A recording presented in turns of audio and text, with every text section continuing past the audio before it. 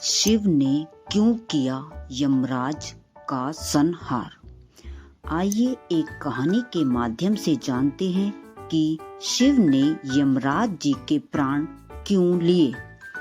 महर्षि भृगु के वंश में मृकंडु नाम के एक तेजस्वी ऋषि हुए।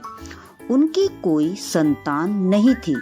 मृकंडु और उनकी पत्नी ने भगवान शिव को प्रसन्न करने के लिए कठोर तप किया, जिससे प्रसन्न होकर भगवान शिव ने उन्हें दर्शन दिए और वरदान मांगने को कहा।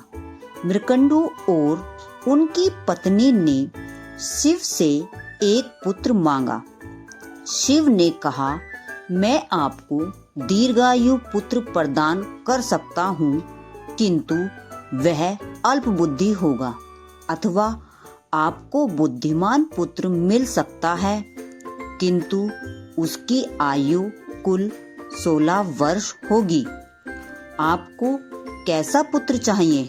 मृकंडु ने कहा, दीर्घायु पुत्र होना अच्छी बात है, किंतु यदि वह अल्प बुद्धि हुआ तो हमारा कष्ट बढ़ जाएगा।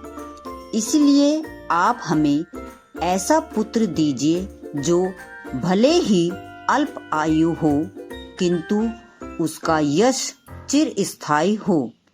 शिव ने तथास्तु कहा और अंतर्ध्यान हो गए।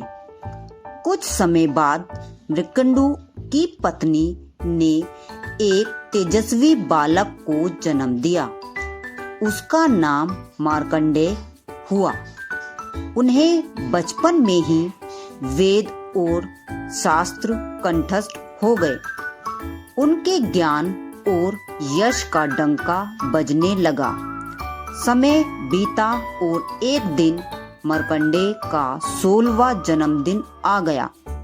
मृकंडु और उनकी पत्नी दुखी थे, क्योंकि शिव ने वरदान के अनुसार मार्कंडेय का जीवन समाप्त होने वाला था। मार्कंडेय ने माता पिता से उनके दुख का कारण पूछा तो मृकंडु ने उसे सारी बात बताई। बालक मार्कंडेय ने तत्काल एक पार्थिव शिवलिंग का निर्माण किया तथा शिव की उपासना शुरू कर दी। उसके प्राण लेने यमदूत आ गए, किंतु किसी अदृश्य शक्ति ने उन सबको बालक मार्कंडेय से दूर खदेड़ दिया।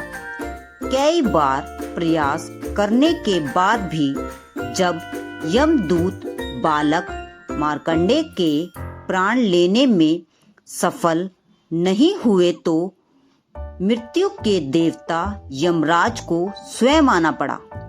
यमराज ने मार्कंडेय के गले में अपना फंदा डाल दिया।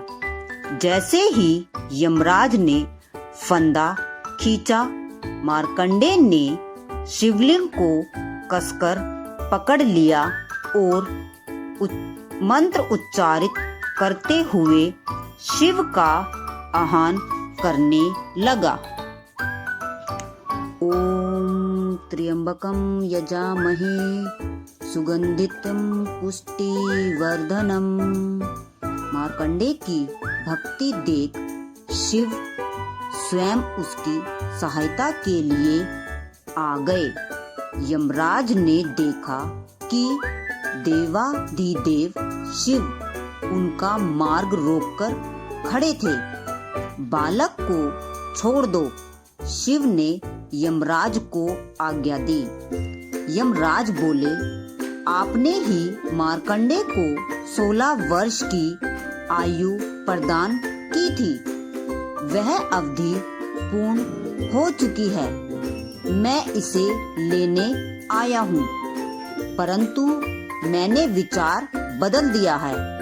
मैं मार्कंडेय को अमरता का वरदान देता हूँ। शिव ने उत्तर दिया, यह प्रकृति के नियमों के विरुद्ध है। यम ने डरते हुए कहा, शिव ने यमराज से कहा, मैं जीवन हूँ और मैं ही मृत्यु हूँ। मार्कंडे के लिए मैं अपना ही बनाया नियम तोड़ रहा हूँ। आज से मार्कंडे अमर है। यमराज शिव से सहमत नहीं हुए। उन्होंने आगे बढ़कर जैसे ही मार्कंडे को स्पर्श करना चाहा तो इस बार यमराज को लगा कि कोई उनका गला दबा रहा है। यमराज ने बहुत प्रयास किया किंतु वह शिव के पास से मुक्त नहीं हो सके। कुछ ही क्षण में यमराज की श्वास रुक गई और उनका अंत हो गया। यह भयानक दृश्य देखकर देवतागण शिव के पास आए और उन्होंने सृष्टि के संतुलन के लिए शिव से यमराज को पुनः जीवित करने का आग्रह किया।